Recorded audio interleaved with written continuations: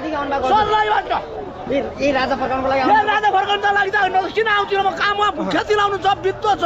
घरमा एकरो बुढिया छ राजाले आएको हामी अन्तिम विकल्प राजा नै हो अब अन्तिम विकल्प भनेको राज सस्ता यो राजा चाहिन्छ जहाँ कमाइ हुन्छ राज सस्ता एउटा मेरो चाहिन्छ यो 800 यो 24 पाल्न सकिँदैन राज सस्ता चाहिन्छ एउटै ठिक छ अहिलेका नेताहरू काम गर्न सक्दैन यस्ता पनि नेता हुन् यी जेलमा हत्या नेता हुन् पुलिस राज्यले पनि दुःख पाउनु तपाईँहरू फुल छ मेरो दशमले जोडी छ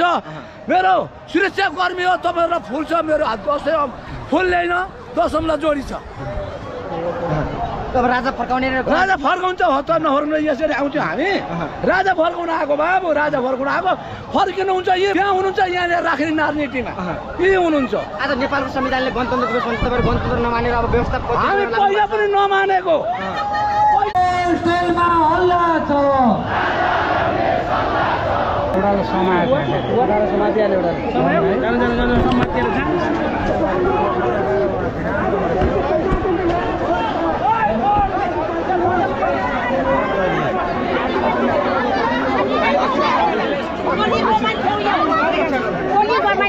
ओलीको मान्छे भए पनि ठुलो दुर्घटना हुनुभन्दा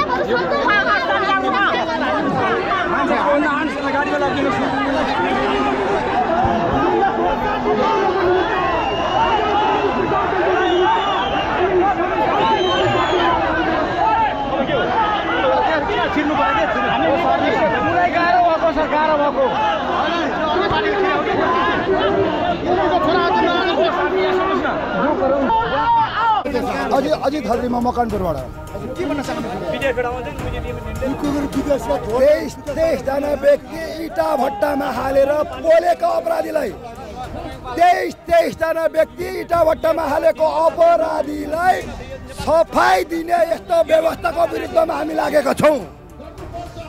देशका बेरोजगार युवालाई पर्यटन भिसामा